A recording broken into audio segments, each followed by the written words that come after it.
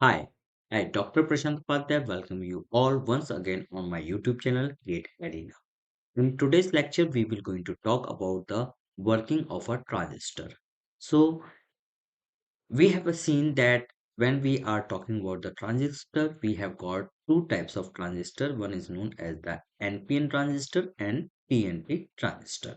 What we have seen here is that a transistor in which we have got a emitter, then we have got a base, and then we have got a collector.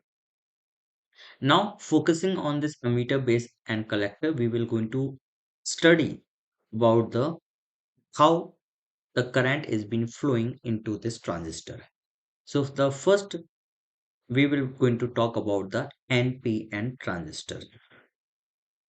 So here I am talking about the working of a NPN, or we can write as NPN transistor.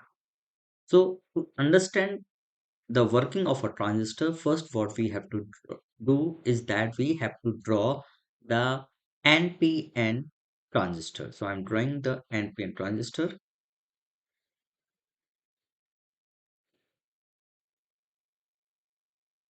So I'm saying it as a N, then this as a P, and then this as a N.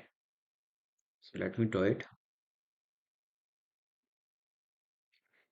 And if you remember that we have already talked about that we have to make this junction J1 as a forward bias and this junction J2 as a reverse bias. So what we will be doing, since this is AND, so we will going to connect it to the negative terminal of the battery, and since we have to make a J2 as a reverse bias, so we will going to connect it to the positive terminal of the battery. And since we are talking about this as a emitter, this as a base, and this as a collector. So I'm writing it in a bracket. So this voltage we will be talking about is VEB, that voltage of emitter to base, and this voltage I will be talking about as VCB, voltage between collector to base. So what we have done here is that we have used this NPN transistor, and we have forward biased the emitter junction, and we have reverse biased the collector base junction. So I'm writing here that forward biased the emitter base junction and reverse bias the collector base junction. Okay, I hope till here it is clear to everyone what I'm doing. Okay, now since we are talking about the N, okay, so when we are talking about this N, we are saying that it has got electrons in the N type semiconductor. So electron will be the majority charge carrier. Okay, so I'm just drawing the electron here with this blue color. So these are my electrons.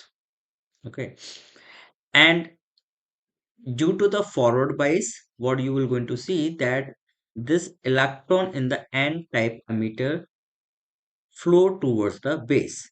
Okay, because this is the negative and this is the negative, so it will going to repel each other, and what will going to happen is that this electron will start moving toward the base. Okay, so I'm writing this point that electrons in the N type emitter flow flow towards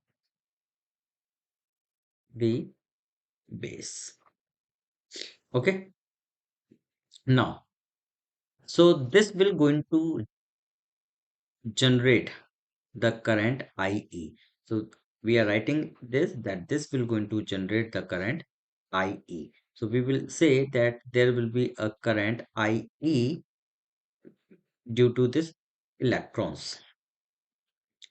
And now what will going to happen is that as these electrons flow through the P type, so this is my P type. Okay, this is my P type and this is my base. So now what will going to happen is that as these electrons flow through the p-type base, okay, this is my p-type base, okay, they will combine with the hole. So you remember that we have talked about that in this p-type we will be having a holes. So these electrons will going to combine with these holes, and due to this hole combination of this hole, okay, this in this base region it will going to constitute a base current ip. Okay, so I'm writing here the electrons flow through p-type base and they tends to combine with holes hole. Okay, and if you remember that we have told that this base is very lightly doped.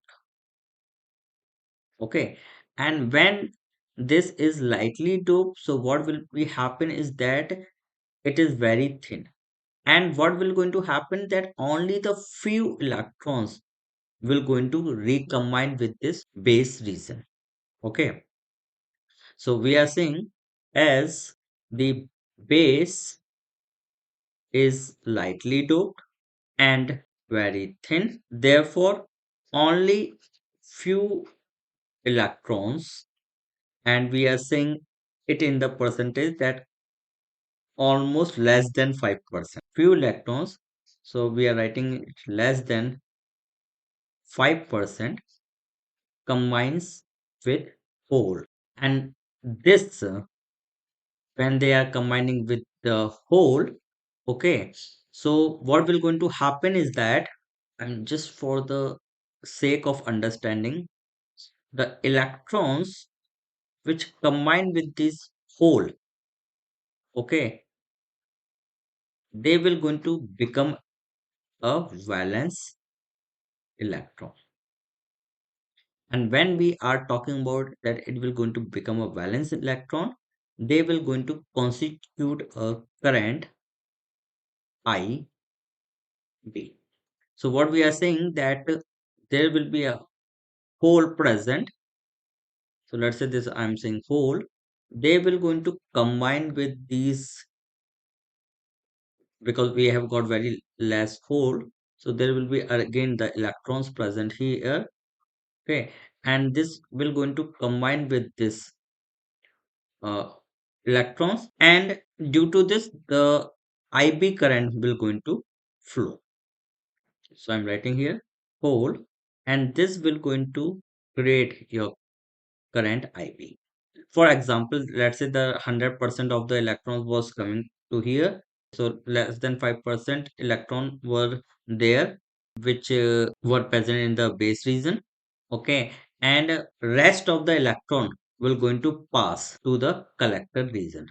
Okay, so it will going to pass to the collector region. So we will going to see that in a collector region almost we can say the 95% of a electron will going to reach. So we will going to see that there will be electrons present here in this collector region. So we here what we can write is that the remainder, or we can say the remain, okay, we are roughly saying more than 95% cross over into the collector region. And this, when they reach into the collector region, it will going to create a current IC. Okay, so it will going to create the current IC. Okay, so now if I draw the complete structure of it, so you will going to see that my electrons will going to come here, it will going to flow like this. It will going to come here, it will going to flow like this.